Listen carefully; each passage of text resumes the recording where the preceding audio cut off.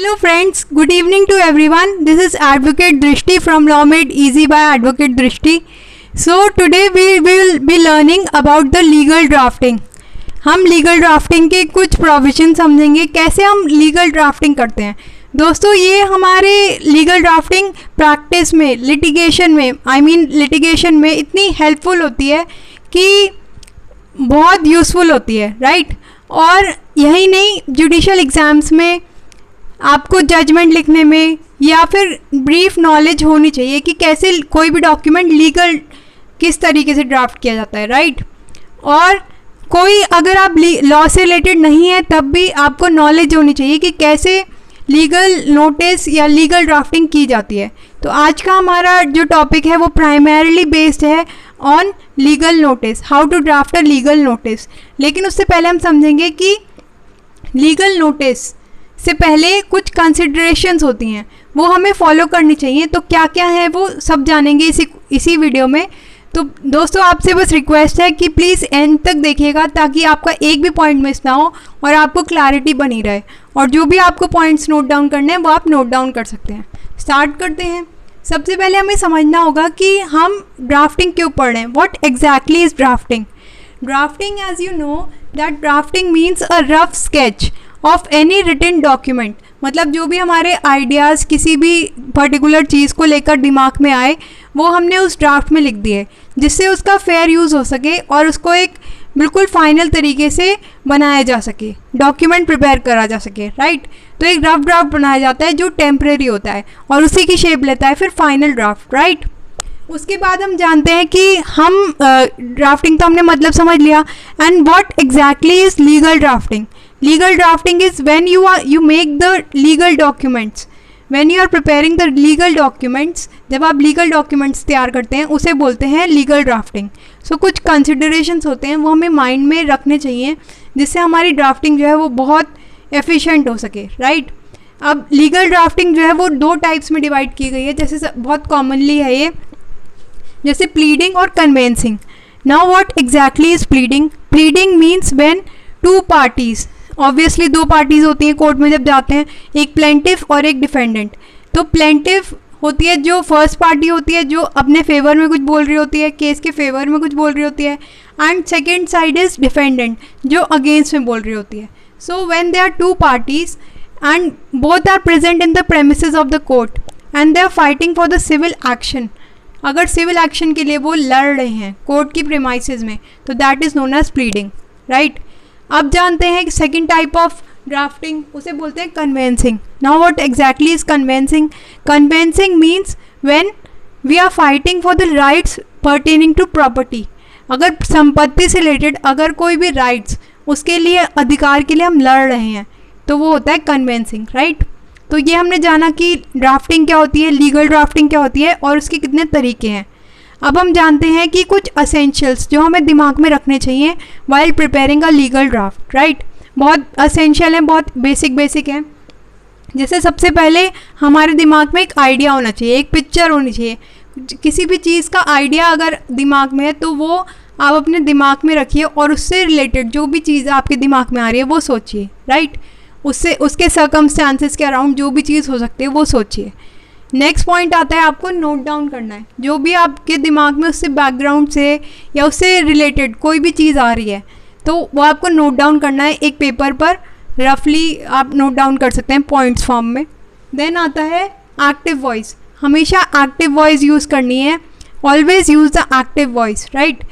Never use the passive voice, क्योंकि active voice से हमेशा पता चलता है कि who is going to perform the next, right. तो बहुत यूज़फुल होता है एक्टिव वॉइस अगर आप यूज़ करेंगे। Then the language must be simple and clear. The language you are using in the legal draft should be simple and clear. उसका comprehension जो है, मतलब जो रीडर जिससे उसे बहुत आसानी से समझ सके आपका आइडिया क्या है, आप क्या कनोटेशन देना चाह रहे हैं, right. Then next point comes double meaning नहीं होना चाहिए। जैसे मैंने आपको बताया कि सिंपल और क्लियर होना चाहिए, तो double meaning should be avoided. और जो भी वर्ड्स डबल मीनिंग को पर्टेन करते हैं या फिर डबल मीनिंग लाते हैं उन्हें हम रिस्ट्रिक्ट कर देते हैं, उन्हें अवॉइड नहीं करना चाहिए, राइट। फिर बाद में आता है ये ब्लूप्रिंट, राइट। तो ब्लूप्रिंट मतलब कि बिल्कुल फाइनल हो गया, और बिल्कुल फाइनल हो गया, एक तरीके से बिल्कुल रेडी है, बस अब प्रेजेंट करने की देरी है। ये होते हैं कुछ असेंशियल्स, राइट। तो ये मैंने आपको बताया असेंशियल आपको क्या क्या दिमाग में रखने हैं। अब हम बात कर लेते हैं आज का वीडियो किस टॉपिक पर रिलेटेड है, notice. Now what exactly is notice? Notice means कोई भी स्टेपुलेशन या फिर कोई भी वार्निंग जो दूसरी पार्टी को दी जाती है कि अगर आप मेरा नोटिस, आप मेरी जो कंडीशन हैं वो एक्सेप्ट नहीं कर रहे हैं तो I will issue a legal notice.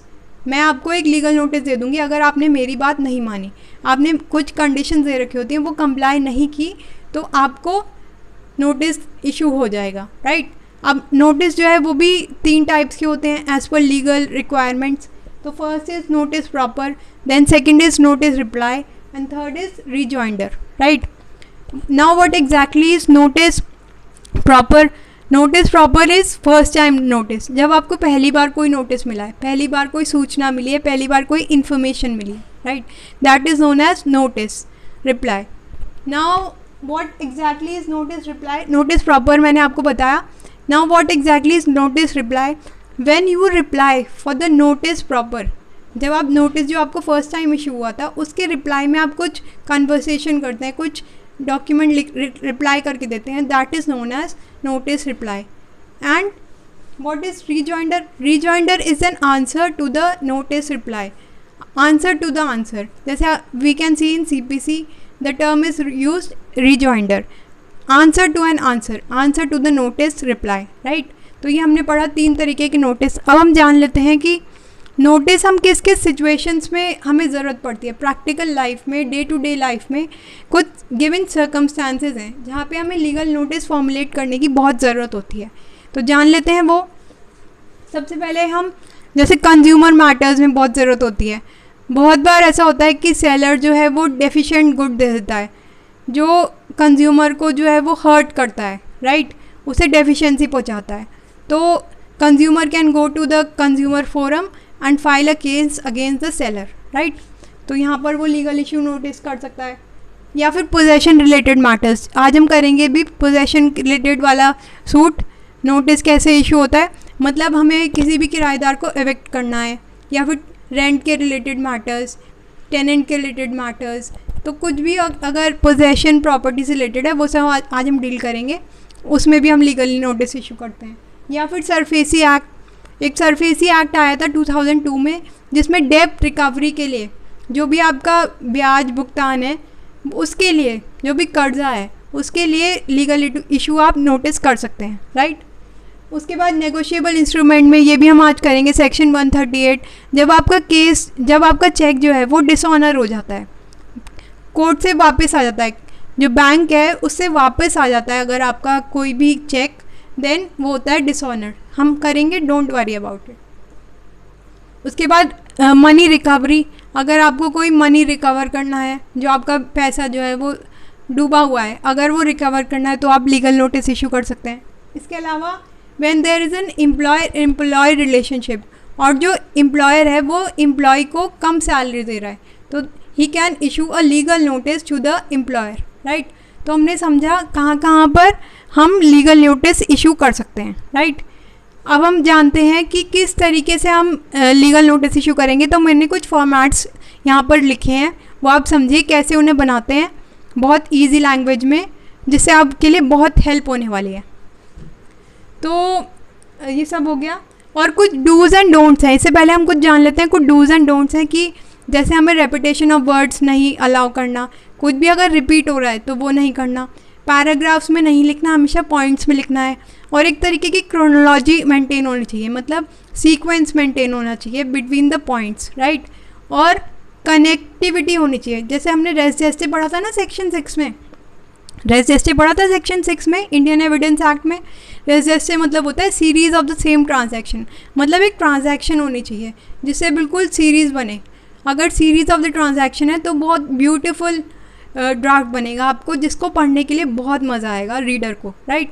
और हमेशा रीडर के पॉइंट ऑफ व्यू से हमें ड्राफ्ट करना है, अपने पॉइंट ऑफ व्यू से नहीं करना, एक्टिव वॉइस में यूज़ करना है। और हमेशा अगर बहुत सारे वर्ड्स हैं तो उनको संक्षिप्त फॉर्म में करना है, मतलब बहुत सारे ग्रुप ऑफ वर्ड्स को एक वर्ड से रिप्लेस करना है। ऐसे कुछ वर्ड्स अपने दिमाग में रखने हैं जिससे बहुत सारे वर्ड्स एक वर्ड से रिप्लेस हो सके, और बहुत प्रिसाइज होना है, पॉइंट फॉर्म में होना है। तो ये हमने समझा क्या क्या हमें डूज़ एंड डोंट्स करने हैं, क्या क्या असेंशियल्स हैं, क्या क्या इंस्टेंसेस हैं, कब कब हम लीगल नोटिस इशू कर सकते हैं, और किस किस तरीके के इशू होते हैं लीगल नोटिस, राइट। अब हम फॉर्मेट जान लेते हैं, किस तरीके से हम फॉर्मेट इशू करेंगे, किस तरीके से हम लीगल नोटिस इशू करेंगे, जान लेते हैं हम कैसे बनाते हैं। तो फर्स्ट है हमारे पास टेनेंसी का। टेनेंसी का फॉर्मेट मैं आपके लिए लाई हूँ। टेनेंसी का मतलब कि अगर कोई भी प्रॉपर्टी रिलेटेड मैटर है तो उसमें आपको कोई प्रॉब्लम आ रही है, पोजेशन से रिलेटेड मैटर है, या फिर कोई भी टेनेंट को वेकेट करना है, एविक्ट करवाना है रेंट कलेक्शन में, तो उन सब के लिए ये फॉर्मेट। सबसे पहले हम अपना नेम लिखेंगे, राइट, देन अपनी क्वालिफ़िकेशन लिखेंगे, जो भी हमने क्वालिफ़िकेशन कर रखी है, देन यहाँ एंड में लिखेंगे एडवोकेट। सिंपल है इतना। इधर हम लिखेंगे अपना एड्रेस, अपना पता, देन कॉन्टैक्ट और देन ईमेल। बस ये तीन पॉइंट्स लिखने हैं राइट एंड लेफ्ट साइड पर, राइट। देन बीच में लिख देंगे नोटिस रजिस्टर्ड एडी, और कुछ भी एब्रीवेशन में नहीं, आपको शॉर्ट फॉर्म में नहीं यूज़ करना, ये जान लीजिएगा। उसके बाद लिखेंगे टू श्री ABC, जिसका भी नाम है, आप ABC मत लिखिएगा, जिसका भी नाम जिसके लिए आप इशू करवा रहे हैं तो उनका नाम लिखिएगा, उनका एड्रेस लिखिएगा। Then sir, as per the information receive by my client, क्योंकि हम रिप्रेजेंट कर रहे हैं तो जो भी मुझे इन्फॉर्मेशन मिली है मेरे क्लाइंट से तो उसके बारे में बता रहे हैं कि as per the information receive by my client I address you as the following. मेरे पास कुछ पॉइंट्स हैं जिससे मैं आपको एड्रेस करना चाह रहा हूँ और आप उस पर बताइए, अपना आंसर दीजिए। तो ये हमारा नोटिस है जिसमें हम पॉइंट्स ले सकते हैं, जैसे कि जो प्रॉपर्टी है, जो हमारी प्रॉपर्टी इन इशू है, जो फैक्ट इन इशू है हमारी प्रॉपर्टी, जिसमें जो ओनर थे उनकी डेथ हो चुकी है, वो एक्सपायर हो चुके हैं, और उसके जो लीगल हेयर्स जो हैं वो उसके सन और वाइफ बन चुकी है, राइट। तो property belongs to the son as well as wife and the owner has died. ये हमारा बना फर्स्ट फैक्ट इन इशू। और रिमेंबर वन थिंग कि हमेशा जो पॉइंट्स हैं वो दैट से शुरू होंगे, राइट। दैट आपको लगाना पड़ेगा हमेशा पॉइंट्स बनाने के लिए। फिर लिख सकते हैं कि आप जो हैं यहाँ पर टेनेंट थे सिंस 2000, आप यहाँ पर किराएदार थे सिंस 2000, आपको सब कुछ बताना है, सब कुछ मेंशन करना है। देन आप बता सकते हैं कि आप रेगुलर पेमेंट कर रहे थे since 2001, up till 2001 you were paying regularly, कोई प्रॉब्लम नहीं थी, द इश्यूज़ वर सेटल्ड। लेकिन वहाँ पे लिखेंगे नेक्स्ट पॉइंट में, लेकिन 2001 के बाद जब हमने आपसे रेंट मांगा तो आपने हमेशा मना किया, हमने ओरल डिमांड्स की, we made oral demands and you refuse continuously, right. उसके बाद लिख सकते हैं कि हमें अपने एरियर्स, जो भी हमारा ड्यू है वो, और जो इंक्रीज रेंट है वो सब वापस चाहिए, राइट, वो सब हमें रिटर्न चाहिए। और टाइम पीरियड मेंशन कर सकते हैं कि with in a span of 1 month के टाइम में आप सब लौटा दीजिए। इसके अलावा हम लिख सकते हैं कि आपकी जो टर्मिनेशन है, जो वैकेंसी है, वो हम टर्मिनेट करना चाहते हैं और आप हमारी प्रॉपर्टी जो है वो हमें वापस कर दीजिए, एंड विकेट आर प्रॉपर्टी, और हैंड ओवर कर दीजिए, राइट। इसके अलावा अगर आप ऐसा नहीं करते हैं तो हम आपके खिलाफ लीगल एक्शन लेंगे, will take a legal action against you if you fail to adhere to the compliances, right. और उसके बाद हम लिख सकते हैं कि क्योंकि हम लीगल नोटिस आपको इशू कर रहे हैं, आपने हमें मजबूर किया, you have made circumstances that we are issuing the legal notice, right, you have forced us. So the cost of legal notice you have to give, that is 1000, and फिर लिखेंगे yours faithfully एडवोकेट दृष्टि advocate, right. तो ये था, हमने possession के related कुछ legal notice समझा। अब हम समझते हैं कि अगर 138 के रिगार्डिंग, मतलब जो डिसऑनर ऑफ द चेक है, तो वो उसके लिए नोटिस कैसे इशू होता है। लेकिन उसको जानने से पहले हमें ये समझना पड़ेगा कि 138 नेगोशिएबल इंस्ट्रूमेंट एक्ट एक्चुअली क्या है। देखिए, जब भी हम किसी से भी सेल परचेज़ करते हैं और अगर वो पेमेंट कैश में देता है और वो हम प्रेजेंट करते हैं बैंक में, और अगर बैंक वो रिटर्न कर देता है हमें वापस for the insufficiency of funds, मतलब उसके खाते में कोई अमाउंट ही नहीं है, कुछ बैंक को लगेगा कि हम धोखा कर रहे हैं क्योंकि हमने प्रेजेंट किया है, बट एक्चुअली तो हमें किसी और पार्टी से रिसीव हुआ है। तो ये एक तरीके का हम सिविल या क्रिमिनल लायबल होंगे section 138 as well as CPC में, राइट। तो उसी के बारे में हम देखेंगे। उसमें कोई टाइम पीरियड दे रखी है, जैसे 15 डेज़ के अंडर पहली बार या फिर 30 डेज़ के अंडर फाइनल। और अगर आप ऐसा नहीं करते हैं तो आप क्रिमिनली लायबल होंगे, राइट, और CPC में भी आप लायबल होंगे। तो इसके लिए फॉर्मेट रहेगा वही, जैसे name, qualification, then advocate, address, contact, email, then notice, registered AD, then to Shri, आप नाम लिखेंगे, address, sir as per the information receive by my client I want to adhere to the following issues, right, I address you to the following issues, right। अब यहाँ क्या क्या points हो सकते हैं, जैसे हम दोनों जो हैं we were old friends, right.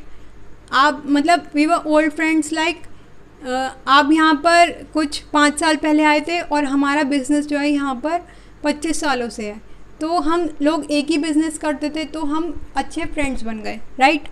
उसके बाद आप लिख सकते हैं कि सेम बिज़नेस है हम दोनों का, क्लॉथ का, फॉर एग्जांपल कि हम दोनों का क्लॉथ का बिज़नेस है और पहले आप ढंग से पेमेंट कर दिया करते थे, हमें कोई प्रॉब्लम नहीं होती थी, चेक के थ्रू आप पेमेंट करते थे और वो हम इन कैश भी करा लेते थे, राइट। लेकिन जब आपने एक बार कुछ टाइम पीरियड बाद एक बार चेक दिया, वो हमने बैंक में जाके प्रेजेंट किया और सडनली बैंक ने वो रिफ्यूज़ कर दिया लेने से, राइट, ये आप लिखेंगे। तो हमें आपको बता रहे हैं कि अगर आप ऐसा करते हैं तो आप क्रिमिनल या